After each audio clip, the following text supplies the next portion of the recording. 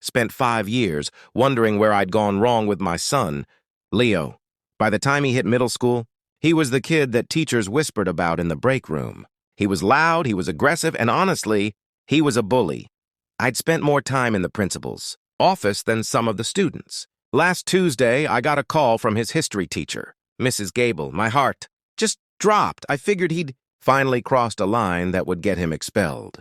But when I answered, her voice was shaking, not with anger, but with something else. She told me that a new kid, Sam, had tried to give out flyers for his 13th birthday at the local park. Sam's the kind of kid who blends into the lockers, real quiet, keeps his head down. He'd stood up at the end of class, holding those bright orange flyers, and asked the room, "So, who thinks they can make it?" The silence was deafening. Mrs. Gable said you could actually feel the oxygen leave the room.